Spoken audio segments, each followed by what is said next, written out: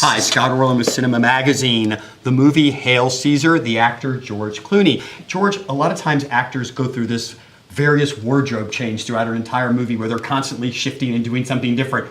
That wasn't the case for you. No, in fact, they just sort of, by the end of the movie, they just stood it up in the corner of my outfit and just left it there to breathe for a few weeks.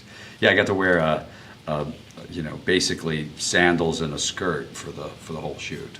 But you know, for a lot of actors back in what we call the golden age of Hollywood, the 40s to 50s, they constantly had to do an eclectic array of different, and for most major actors, they did a sword and sandal movie. Yeah.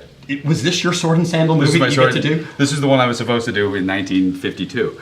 No, this was the fun part about this one is that this is the Coen-Brothers making fun of Hollywood in the best possible way. You know, the idiot actor that totally falls for the communist story, all of that kind of thing. And they do it always with tongue-in-cheek, and they do it with such great humor that it just seemed like the perfect film to do.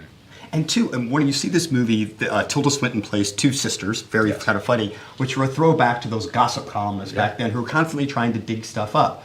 What kind of commentary are we saying? Because even from then to today, everybody wants to know the secrets. They want to know the dirt behind an actor. Yeah, well, always. But you know, in that day and age, even the Hedda Hoppers and the Luella Parsons, if they were on your side, they would hide a lot of stuff, which you would never find anymore. Nobody, for anybody that would hide it, there'd be 500 people that would bust the story. So there is a difference.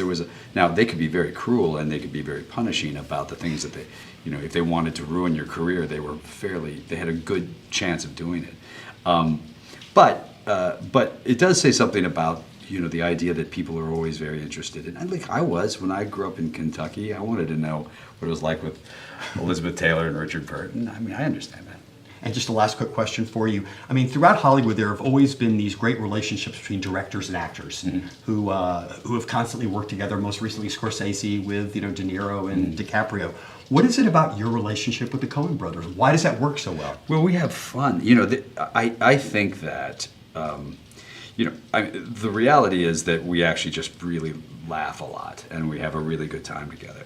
And the other part is I think that they love taking the image of sort of Hollywood or sort of glamorous Hollywood and making fun of it. And I think that they find that I'm the perfect foil for that. So they always make me like, literally, when I finished Burn After Reading, having done Oh Brother and Intolerable Cruelty, they said, okay, this completes your trilogy of idiots. And now I'm on the biggest idiot I've ever been. It's fun. Well, I think we go out and have an espresso right now. That was a plug. And by the way, look outside. LA rain. Sunny Hollywood. George Clooney, I can't thank you enough as always. Such a pleasure. And this is Scott Orlin. Until next time. Yeah.